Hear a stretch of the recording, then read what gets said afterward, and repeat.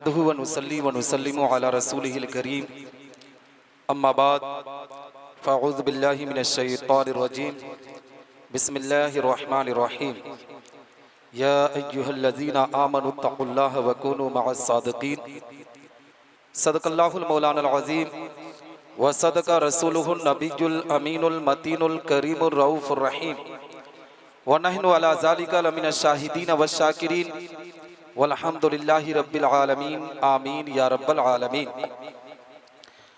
वाह क्या मर्तबा ए गौस है बाला तेरा, वाह क्या मर्तबा ए गौस है बाला तेरा, ऊंचे ऊंचों के सरों से कदम आला तेरा। और सर भला क्या कोई जाने की है कैसा तेरा, औलिया मलते हैं आंखें वो है तलवा तेरा।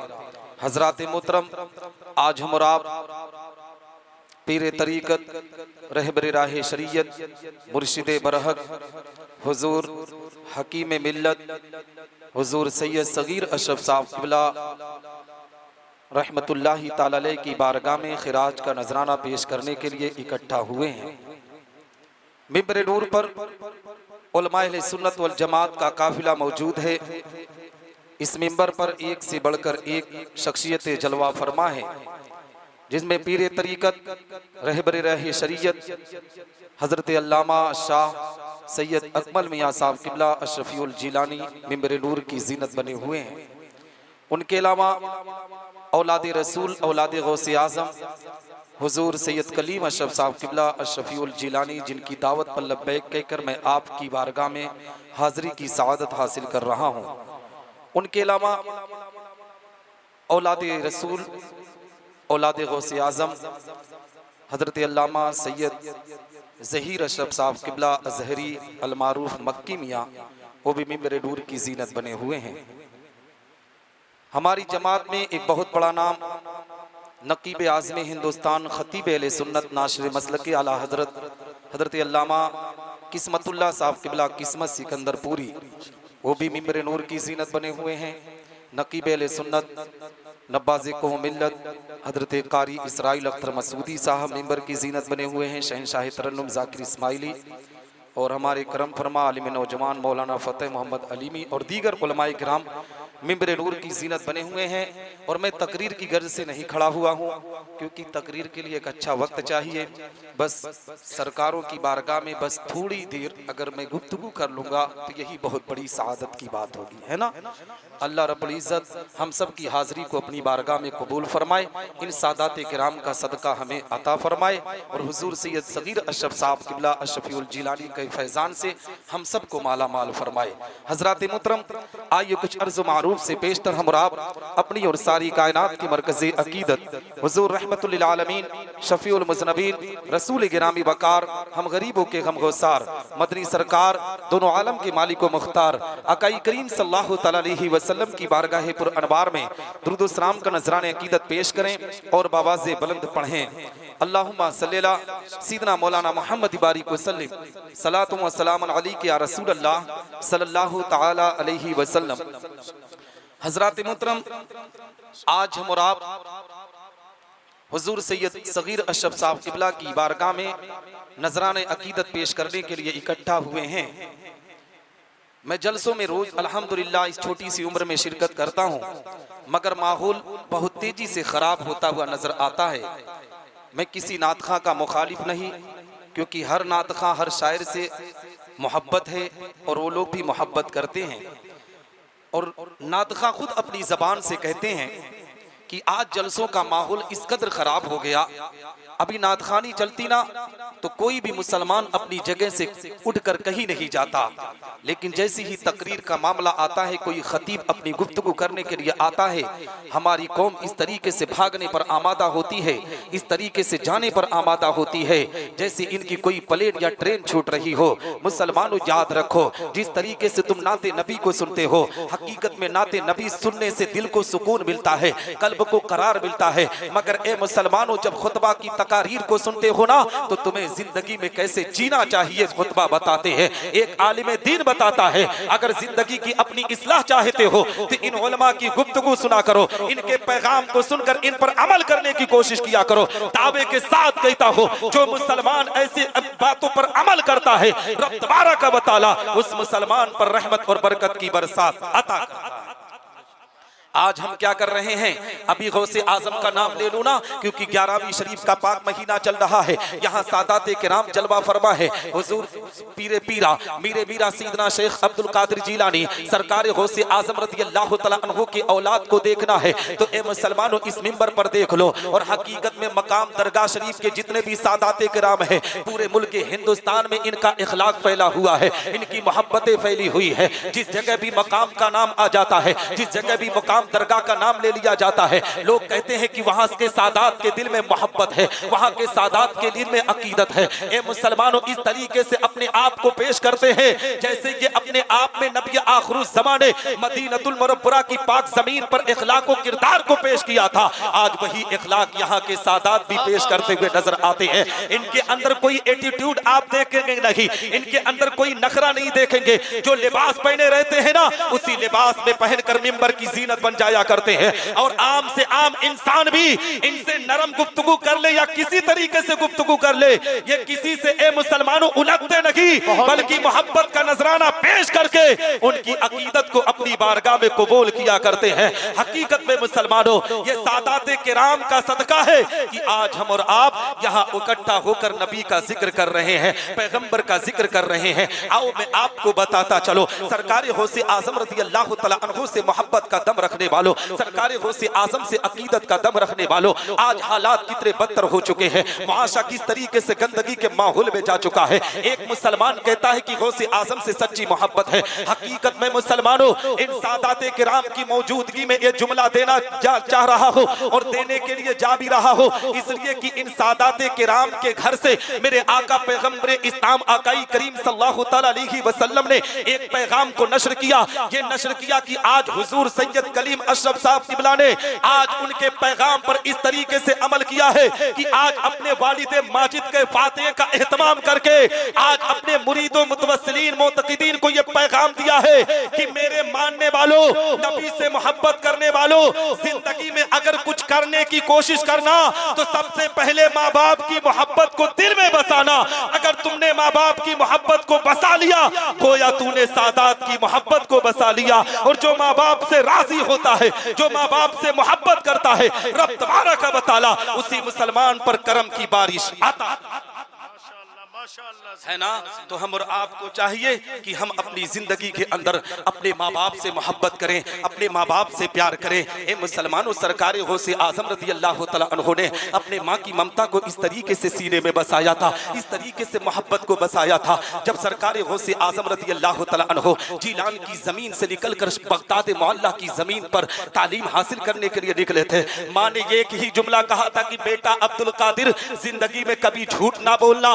मुसलमानों माँ के पैगाम कर इस तरीके से अमल किए थे कि 60 डाकुओं को मज़हब इस्लाम में दाखिल करके ईमान वाला बनाए थे। आज मुसलमानों की जिंदगी की तारीख उठा लो, आज माँ की ममता के साथ हम खिलवाड़ करने पर आमादा होते हैं, बाप के वकार को हम मजरू करने पर आमादा होते हैं, बाप की इज्जतों को नीलाम करने पर आमादा होते हैं। एक मुसलमान माँ बाप के वकार को मजरू करके आज सोचता है कि अल्लाह मुझे जन्नत दे देगा, अल्लाह मेरे घर में बरकत और रहमत का नुज़ूल कर देगा। सुनो मुसलमानों, माँ बाप को तकलीफ देकर कोई भी मुसलमान कभी सुकून की जिंदगी गुजार नहीं सकता, चैन की जिंदगी गुजार नहीं सकता। अगर दुनिया के अंदर तुम चाहते हो कि अल्लाह तुम्हें सुकून अता करे तो माँ बाप की मोहब्बत को सीने में बसाकर माँ बाप के हुक्म की तामील करो। जो बेटा माँ बाप के हुक्म की तामील करता है रब तबारक व तआला उसे हर मैदान में कामयाब व कामरान। जिंदाबाद जिंदाबाद, बहुत अच्छे है ना। और यहाँ पर हुजूर सैयद कलीम अशरफ साहब किबला ने ये करके दिखाया है, अपने वालिद मोहतरम का सालाना फातिहा कराकर आज लोगों को पैगाम दिया है, ऐ लोगों जिंदगी के अंदर कुछ भी करना, अपने बाप की मोहब्बत को सीने में बसाना, अपने माँ की ममता को सीने में बसाना। इसलिए कि जो बाप की मोहब्बत को सीने में बसाता है जिंदगी के हर मैदान में वो कामयाब हुआ करता है। लेकिन आज नौजवानों की जिंदगी उठाकर देखो, हकीकत में मैंने बहुत करीब से नौजवानों की जिंदगी को देखा है। जानते हो शादी के पहले ये दुनिया के किसी भी कोने में रहे, माँ बाप की खबर लिया करते हैं, माँ बाप से मोहब्बत का दावा भरते हैं, माँ बाप की अजमत का दावा करते हैं, लेकिन जैसे ही शादी के बंधन में बंधते हैं ना, उसी माँ बाप को भूल कर ए मुसलमानों उनकी इज्जतों के साथ खिलवाड़ करने पर आमादा होते हैं। और गौसे आजम की मोहब्बत की जब बात आएगी तो गौस के नाम पर लंगरे गौसिया करने पर आमादा होंगे, इमाम हुसैन के नाम पर ए मुसलमानों खिचड़ा तकसीम करने पर आमादा होंगे, ख्वाजा की छट्टी के नाम पर गरीबों मिस्किनों की अपने आप में मदद करने पर आमादा होंगे। मुसलमानों अगर तुम माँ बाप को नाराज करके चाहो दुनिया के हर नेक काम करने को तो रब तबारक व तआला तुमसे राजी हो नहीं सकता। अगर अल्लाह को राजी करना है, रसूलुल्लाह को राजी करना है तो सबसे पहले इन तमाम नेक कामों से पहले अपने रूठे हुए माँ बाप को मनाने की कोशिश करो। अगर माँ बाप तुमसे राजी हो गए तो अल्लाह रसूल तुमसे राजी हो गया। और नबी के पैगाम को नोट करो। यहाँ बहुत से लोग ऐसे बैठे होंगे जो मुसलमानों मक्कतुल मुकर्रमा की जमीन पर जाकर, मदीनतुल मुनव्वरा की जमीन पर जाकर हज के अरकान को पूरा किए होंगे। यहाँ जितने मुसलमान जमा है, अगर मैं किसी से पूछ लूं कि इसमें हाजी कितने हैं तो 2-4 हाजी जरूर मिल जाएंगे। ए मुसलमानों उस हाजी से इसी मुकाम दरगाह शरीफ की जमीन पर उससे सवाल कर लो, हाजी साहब आप मक्का की जमीन पर हज के अरकान को पूरा करने के लिए गए थे, मदीनतुल मुनव्वरा में नबी आखिरुल ज़मा की बारगाह में हाजिरी देने के लिए गए थे, ये बताइए क्या अल्लाह रब्बुल इज्जत ने आपके हज को कबूल किया है? कोई भी हाजी दावे के साथ नहीं कह सकता कि अल्लाह ने मेरे हज को कबूल किया है। मगर नबी के पैगाम को नोट करो मुसलमानों, अपने घर से हज की मकबूलियत का सवाब ले सकते हो। नबी आखिरुल ज़मा इरशाद फरमाते, मेरे प्यारे सहाबा, जिस मुसलमान ने सुबह सवेरे अपने माँ बाप के चेहरे को मुस्कुरा कर देखा, रब तबारक व तआला उसे हज मकबूल का सवाब इनायत। तो हम और आपको चाहिए कि हम अपने माँ बाप से मोहब्बत करें और जहाँ मकाम दरगाह शरीफ से हुजूर सैयद शहबाज हुसैनी रहमतुल्लाहि ताला अलैह के इन खानदान वालों के एक पैगाम को भी अपनी जिंदगी में अमल करने की कोशिश करें। वो पैगाम ये है मुसलमानों की जिंदगी में कुछ भी करो मगर नमाजों की अदायगी जरूर करो, अपनी वीरान मस्जिदों को आबाद करने की कोशिश करो। आज पूरे मुल्क हिंदुस्तान के मुसलमानों की हाल यही है, जिस भी जलसे में जाओ, जिस भी इलाके में जाओ, हर कोई यही कहता है कि कारी साहब दुआ कर दीजिए, मामलात बड़े खराब हो रहे हैं, हालात बड़े नाजुक चल रहे हैं। ए मुसलमानों, कोई कहता है कि हमें अपने घरों से निकाल दिया जाएगा, मगर मुसलमानों मैं कहता हूं कि जो मुसलमान अल्लाह के घर को आबाद करता है, रब्बे कायनात उसके घरों को आबाद करता है। और आओ मैं आपको बताता चलो, यहाँ पर हुजूर सैयद कलीम अशरफ और सरकार अकमल मियां तशरीफ रखते हैं, इनकी मौजूदगी में एक पैगाम आपको देता हुआ चलो, क्योंकि ए मुसलमानों ये शहबाज हुसैनी का खानदान है, ये खानदान कोई मामूली खानदान नहीं है। आओ मैं आपको बताता चलो, सरकार गौसे आज़म रज़ी अल्लाह तआला अन्हु की जिंदगी की एक वाकया मैं आपकी निगाहों के सामने रखकर मैं अपनी गुफ्तगू को खत्म करता हुआ चलो। इस मजमे में बहुत से ऐसे मुसलमान हैं जो अपने कारोबार से जुड़े हुए हैं, अपने तिजारत से जुड़े हुए हैं, हर किसी की कोई ना कोई परेशानी है, हर मुसलमान परेशानी में मुब्तला होता हुआ नजर आता है। लेकिन आज जानते हो हम पर थोड़ी सी भी अगर परेशानी आ जाती है ना, तो हम जानते हो क्या करते हैं, हम किसी बाबा की चौखट पर पहुंचकर, किसी मौलवी की चौखट पर पहुंचकर कहते, बाबा जी मौली साहब अब कोई ताबीज बना दो, कारोबार ठीक तरीके से नहीं चल रहा है, तिजारत ठीक तरीके से नहीं चल रही है। मेरी कौम के लोगों, जितना भरोसा ताबीजात पर करते हो उतना ही कुरान की तालीम पर भरोसा करके जिंदगी के अरकान को पूरा करो। दावे के साथ कहता हो, अल्लाह की रहमत तुम पर नाजिल होगी, दुनिया भी सबरेगी, तुम्हारी आखिरत भी सबरती हुई नजर आएगी। आओ मैं आपको बताता चलो, अगर तिजारत में परेशानी हो, अगर बिजनेस में परेशानी हो, अगर घर में कोई बला कोई मुसीबत है,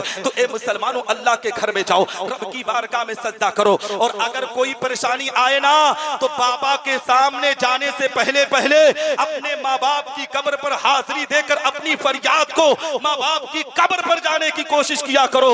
जो मुसलमान अपने माँ बाप की कब्र पर पहुंचकर अपनी परेशानियों को बयान करता है, उनके वालिदैन अपनी कब्र से रब की बारगाह में अरीजा पेश करते हैं। अल्लाह उनके माँ बाप की दुआओं के सदके उस मुसलमान पर रहमत और बरकत की बरसात अता करता है। आओ बगदाद मोहल्ला की पाक जमीन का वो सुनहरा बाप आपकी निगाहों के सामने रखता चलो। बगदाद मोहल्ला की पाक जमीन है, बगदाद शरीफ की जमीन पर एक नौजवान अपनी जिंदगी के अरकान को पूरा करता था, तिजारत के काम को भी अंजाम देता था। ए मुसलमानों, नमाज की अदायगी भी करता था, कुरान की तिलावत भी करता था, अपने हाथ से सदका तो खैरात भी करता था, मगर जिंदगी में इतनी परेशानियों में मुब्तला रहता था कि उसके घर में अल्लाह की रहमत और बरकत का नुज़ूल नहीं होता था। अपनी जिंदगी से थक हार चुका एक दिन सोचने लगा, मौला क्यों ना मैं बड़े पीर की बारगाह में जाऊं और वहां पर जाकर अपनी फरियाद को रखो, हो सकता है बड़े पीर मेरी मुश्किलात का हल निकाल दे। ए मुसलमानों, शहंशाह बगदाद सरकार गौसे आजम रज़ी अल्लाह तआला अन्हु की बारगाह में वो नौजवान पहुंचा।